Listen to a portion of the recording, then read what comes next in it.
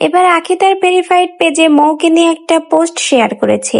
কেউ মৌয়ের ভেরিফাইড পেজটা খেয়ে দেওয়ার চেষ্টা করেছিল, কিন্তু শেষমেশ তার সেই পেজটা ফিরে পেয়েছে মৌ। আর সেই বিষয়ে একটা পোস্ট শেয়ার করেছে আখি তার ভেরিফাইড পেজে।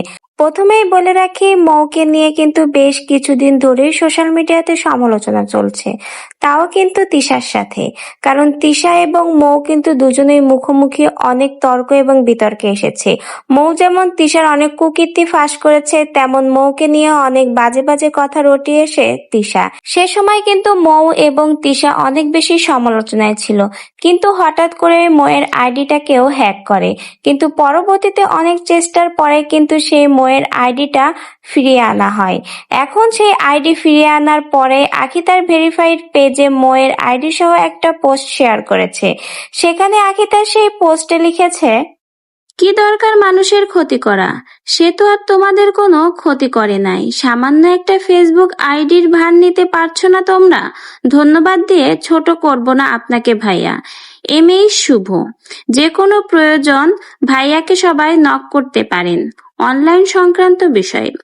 তো এখানে কিন্তু আখি তার পোস্টের মাধ্যমে এমএই শুভকেও মেনশন করেছে। আর এই শুভর মাধ্যমে কিন্তু মৌয়ের আইডিটা মৌ আবার ফিরে পেয়েছে। তো যে কোনো অনলাইন সংক্রান্ত দরকারে কিন্তু এই শুভর কাছ থেকে আপনারা পরামর্শ নিতে পারেন। আর সেই কথাই কিন্তু আখি তার পোস্টের মাধ্যমে শেয়ার করেছে, এবং মৌ যে তার আইডিটা ফিরে পেয়েছে সেটা নিয়েই কিন্তু আখি তার ভেরিফাইড পেজে এই পোস্টটা শেয়ার করেছে। যে বা যারা মৌয়ের আইডিটা হ্যাক করার চেষ্টা করেছিল বা আইডিটা নষ্ট করেছিল, তাদের কাছ থেকে আবার ফিরে পাওয়ার জন্যই কিন্তু এই পোস্টটা আখি শেয়ার করলো। আখি কিন্তু তার এই পোস্টের মাধ্যমে বুঝিয়ে দিল, যারা তিশার বিষয়ে কথা বলে এবং তার সকল কুকীর্তি তুলে ধরে এবং আখির সাপোর্ট করে, তাদেরকেই কিন্তু তিশা এভাবে ক্ষতি করে। আর মানুষের ক্ষতি করে যে তিশা কখনো ভালো কিছু করতে পারবে না, সেটাও কিন্তু আখি তার পোস্টের মাধ্যমে বুঝিয়েছে।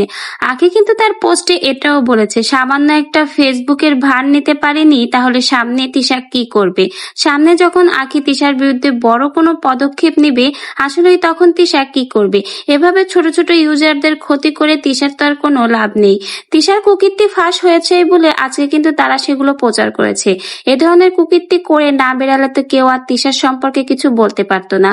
তো ভিউয়ার্স, আকে কিন্তু এখানে সরাসরি তিশাকে আগে থেকেই হুঁশিয়ার করে দিয়েছে যে কোনোভাবে যদি ময়ের আইডির মতো তার আইডিকেও পরবর্তীতে তিশা টার্গেট করে বা তার আইডি নষ্ট করার চেষ্টা করে, সেক্ষেত্রে কিন্তু আখিও আর থেমে থাকবে না, বড় কোনো পদক্ষেপই নিবে তিশার বিরুদ্ধে। তো ভিউয়ার্স, আখির এই পোস্ট সম্পর্কে কি আপনার কোনো মন্তব্য রয়েছে? আপনার মন্তব্য থাকলে কিন্তু আমাদের কমেন্ট বক্সে জানিয়ে যেতে ভুলবেন না। এবং ভিডিওটা দেখার জন্য সবাইকে জানাই অসংখ্য অসংখ্য ধন্যবাদ। সকলেই সাথে থাকবেন।